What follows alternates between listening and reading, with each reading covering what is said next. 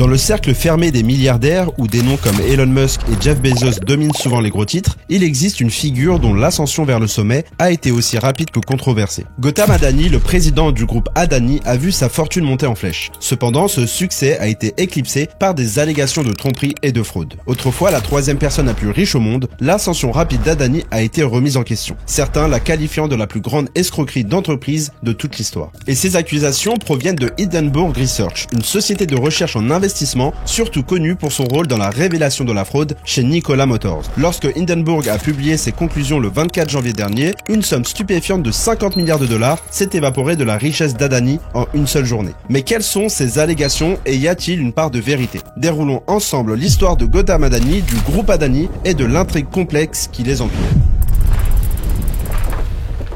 Mais avant d'aller plus loin, si vous appréciez ce type de contenu et souhaitez faire grandir cette chaîne, rien de plus simple. Abonnez-vous. Votre abonnement m'aide à créer encore plus de vidéos et à partager encore plus d'histoires avec vous. Maintenant, reprenons notre histoire.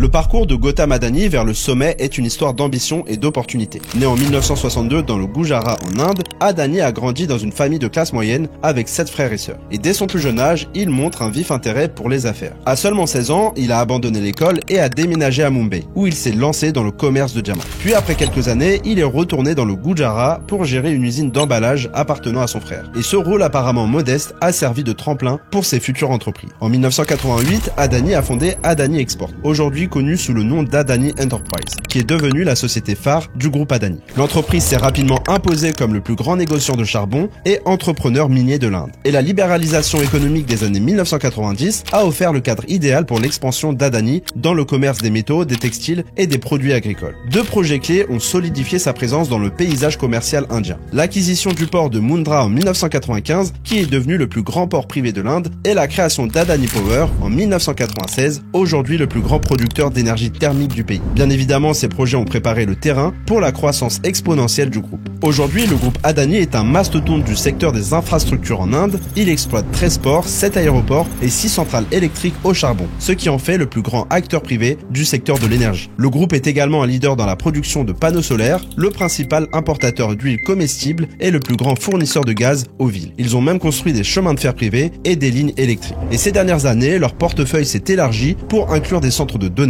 des services financiers, des services numériques, de l'immobilier, du ciment et des médias. L'expansion du groupe Adani a été étroitement liée à la poussée de l'Inde pour le développement des infrastructures en faisant un partenaire idéal pour le gouvernement. Cependant, la relation entre Gautam Adani et le premier ministre indien Narendra Modi a été un sujet de débat. Tous deux sont originaires du même endroit et leur connexion remonte à l'époque où Modi était ministre de l'État dans les années 1990. Et les critiques soutiennent qu'Adani a bénéficié de manière significative de cette association. Puis en 2018, lorsque le gouvernement Modi a fait une avancée majeure dans l'industrie du gaz naturel, le groupe Adani est sorti grand gagnant, remportant 25 des 126 appels d'offres, soit près de 20% des contrats à des dizaines de milliards de dollars. La même année, la privatisation de 6 aéroports a vu Adani remporter les 6 concessions malgré son manque d'expérience préalable dans le secteur. Et cette victoire nette a conduit à des accusations de copinage, Adani agissant essentiellement comme le bras infrastructurel du gouvernement indien. Mais l'histoire ne s'arrête pas là. Le groupe Adani reste une entreprise familiale, avec 8 membres de la famille Adani occupant des postes clés dans l'équipe de direction de 22 personnes. Ce groupe soudé est connu pour prendre des décisions de manière unilatérale et souvent en secret. Les membres de la famille ont également été impliqués dans diverses activités illégales. Par exemple, Rajesh Adani, le frère cadet de Gautam, a été accusé dans le cadre d'un stratagème de commerce de diamants et d'évasion fiscale douanière. Et au lieu d'être licencié, il a été promu directeur général du groupe Adani. Un autre cadre, Jatin Mehta, a été accusé de diriger le même stratagème de commerce de diamants et a été promu de manière similaire. Le groupe Adani a également fait face à de multiples accusations de corruption, de blanchiment d'argent et de détournement de fonds, s'élevant à 17 milliards de dollars d'argent des contribuables. Cependant, les enquêtes ont été retardées ou bloquées par le gouvernement indien. Mais malgré ces controverses, les valorisations du marché du groupe Adani ont grimpé en flèche. À partir de 2020, les prix des actions de leurs 7 principales sociétés cotées en bourse ont augmenté de 250% à 4100%, ce qui n'est visible nulle part ailleurs. De son côté, la capitalisation boursière combinée des sociétés du groupe est passée passé de 16,4 milliards de dollars à 254 milliards de dollars pendant la même période.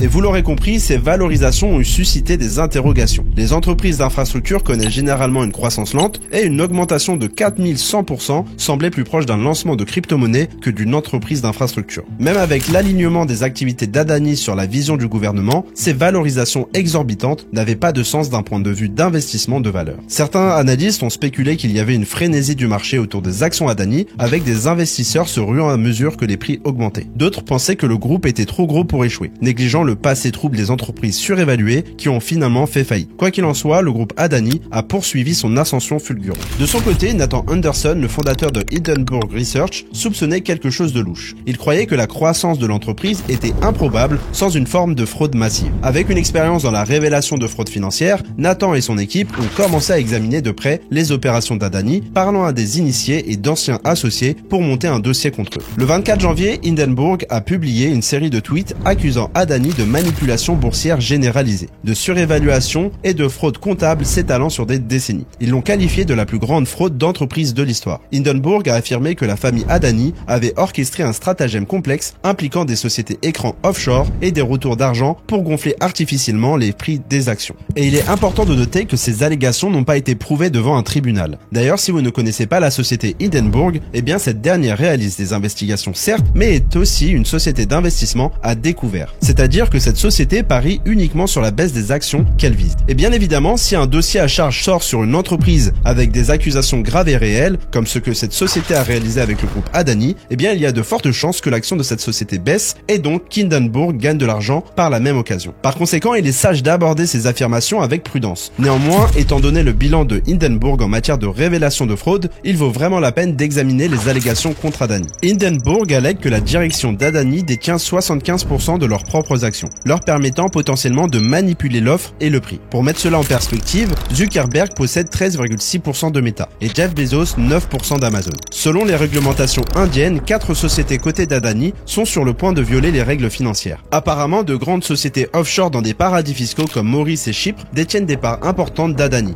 Bien que cela ne soit pas inhabituel, le problème est que ces entreprises n'ont aucune présence en ligne et elles ne semblent investir que dans des sociétés d'Adani. Selon le rapport, ces entités offshore détiennent 7 milliards de dollars d'actions Adani, qualifiées d'entités de stationnement d'actions par Hindenburg. Et une de ces entreprises est Monte-Rosa Investment Holding, qui contrôle 5 entités et a investi collectivement 4,5 milliards de dollars dans le groupe Adani. D'autres entreprises impliquées dans des stratagèmes similaires incluent Alara Capital, basé à Maurice, et New Lena Investment, basé à Chypre. Et la situation devient encore plus trouble avec le frère aîné de Gautam Adani, Vinod Adani. Selon les médias indiens, il est apparu dans les Panama Papers il y a quelques années. Hindenburg Research a découvert que lui et ses associés avaient créé au moins 38 sociétés écrans basées à Maurice, ainsi que d'autres aux Émirats Arabes Unis, à Singapour et dans les Caraïbes. Et les transactions suspectes entre ces entités semblent uniquement bénéficier à Adani Enterprise. Et ce rapport remet en question la source de ces fonds. Un article de Forbes a révélé qu'une entité singapourienne contrôlée par Vinod avait contracté un prêt de 240 millions de dollars auprès d'une banque russe, et que le groupe Adani n'a jamais divulgué. Et il est allégué que seulement 10% des actions d'Adani sont négociées publiquement. Bien entendu, la combinaison de ces fausses entreprises et d'une détention de 75% des actions permet une manipulation de la demande, entraînant un paiement de richesses substantielles sur papier pour la famille Adani. Et Hindenburg affirme que ces fonds offshore sont indirectement contrôlés par le groupe Adani, suggérant qu'ils achètent leurs propres actions à travers de fausses entreprises pour gonfler les prix et s'engager dans une fraude comptable. Et ce stratagème est plutôt malin. Historiquement, le groupe Adani n'est pas étranger à la manipulation boursière. Le groupe a été impliqué dans de nombreuses escroqueries de manipulation de stock au cours des 2 dernières décennies, faisant face à 60 enquêtes réglementaires. De 1999 à 2001, Adani a été impliqué dans l'un des plus grands scandales boursiers de l'Inde, connu sous le nom de scandale Bernie Madoff de l'Inde. L'instigateur était le courtier en valeurs mobilières Ketan Parekh, avec Adani comme l'un de ses clients de haut niveau.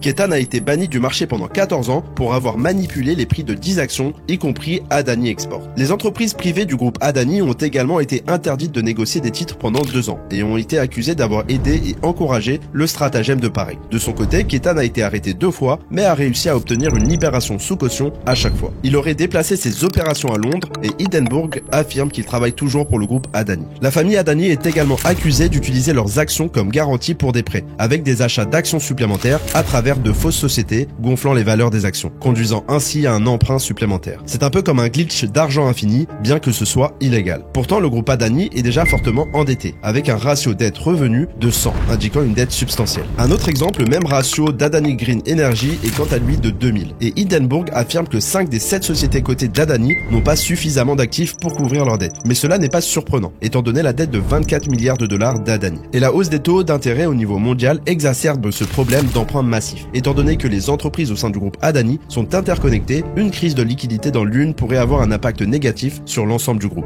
Mais comme beaucoup d'autres groupes, celui d'Adani est beaucoup trop gros pour tomber. Car si ce groupe venait à tomber, eh bien ce serait un raz-de-marée pour le pays entier. Hindenburg a également souligné les ratios cours-bénéfices extrêmement élevés des entreprises d'Adani, une mesure de la valeur des actions par rapport aux bénéfices de l'entreprise. Le ratio P sur E d'Adani Green Energy est 815 fois supérieur à la moyenne de l'industrie. Cependant, en jouant l'avocat du diable, le prix d'une action peut techniquement être plus élevé pour diverses raisons. Par exemple, Adani Green Energy adhère aux critères environnementaux, sociaux et de gouvernance, c'est-à-dire l'ESG, ce qui les rend attrayants pour les investisseurs internationaux. Certains gouvernements obligent les fonds d'investissement à allouer de l'argent à des causes ESG. Avec le prix en flèche d'Adani Green Energy, investir semblait logique. En fait, 500 fonds ESG ont investi directement ou indirectement dans des actions Adani pour répondre à leur mandat. Mais la crise Adani a été un réveil pour les investisseurs ESG, mettant en lumière le revers de la médaille. Bien que la thèse d'investissement soit convaincante, la véritable préoccupation réside dans le réseau collatéral pour les entreprises du groupe Adani, posant un casse-tête pour les investisseurs ESG. Le plus grand fonds de pension de Norvège, KLP, en est un exemple, car il a récemment cédé l'intégralité de sa participation dans Adani Green Energy. Il est apparu plus tard qu'Adani utilisait leurs actions d'énergie verte comme garantie pour des prêts pour leur opération de charbon et de minerai de fer en Australie. Par conséquent, de nombreuses entreprises ont réduit leur participation, sapant encore plus l'explication. Néanmoins, les allégations de Hindenburg ont été un coup de tonnerre pour l'empire Adani. Après la publication du rapport, Gautam Adani a perdu 50 milliards de dollars la semaine suivante. Toutes les sociétés cotées d'Adani ont subi une baisse de 43% de la capitalisation boursière, soit une perte de 100 milliards de dollars. Une perte supplémentaire de 30 milliards de dollars a été enregistrée en seulement 21 séances de bourse. Et la plus grande érosion de richesse s'est produite dans Adani Total Gas, avec une perte de capitalisation boursière de 77%, suivie par Adani Green et Adani Transmission, toutes deux perdant plus de 70%. Et l'entreprise phare Adani Enterprise a perdu 50% de sa valeur. Dans l'ensemble, le groupe a connu une érosion de 57% de sa capitalisation boursière lors de ces 21 sessions, malgré sa priorité donnée à la santé financière plutôt qu'à une expansion agressive alimentée par la dette. Le groupe s'est concentré sur la conservation des liquidités, le remboursement de la dette et la récupération des actions mises en gage. En ce qui concerne le grand gagnant de cette histoire, eh bien c'est l'investigateur Hindenburg qui, avant même de sortir son rapport, avait déjà commencé à se positionner sur les marchés financiers en shortant les actions d'Adani, c'est-à-dire en vendant les actions à la baisse. D'ailleurs, je ne sais pas si cela est réellement légal, donc n'hésitez pas à me donner votre avis dans la section des commentaires. Bien entendu, les plans et ambitions immédiates d'Adani ont subi un coup sévère, et des investisseurs majeurs tels que Morgan Stanley se sont complètement désengagés des actions de la société Adani. Par la même occasion, Gautam Adani a perdu son titre d'homme le plus riche de l'Inde, bien qu'il reste milliardaire, actuellement classé 7e selon Forbes. Et en réponse aux 88 questions de Hindenburg,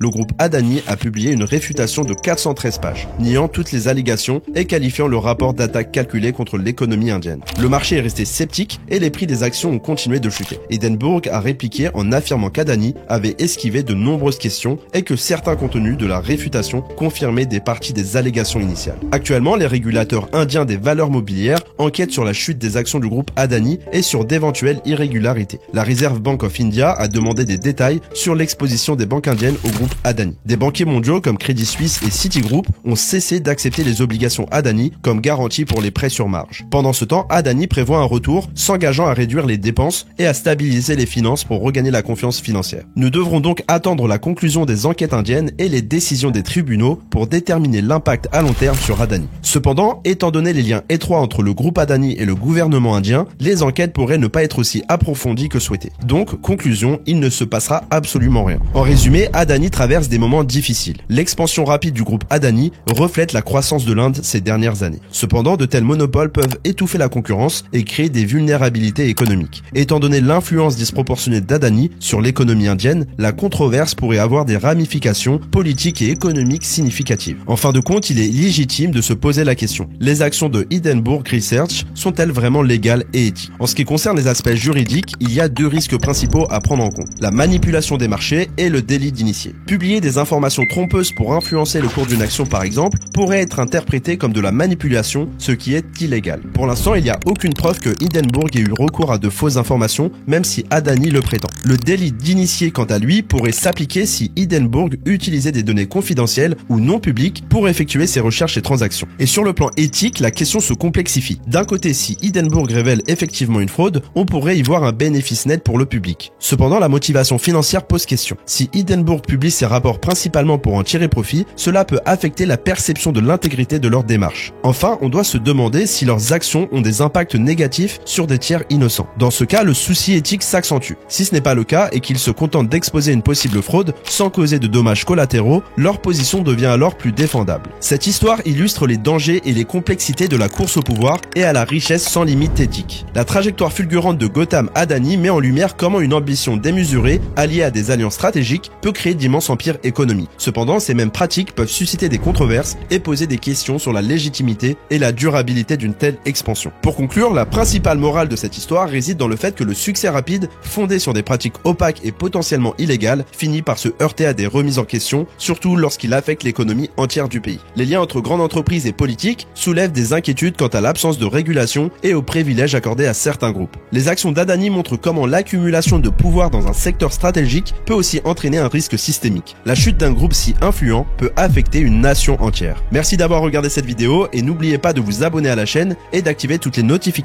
pour ne rien rater des prochaines sorties. En attendant, portez-vous bien et je vous dis à la prochaine vidéo.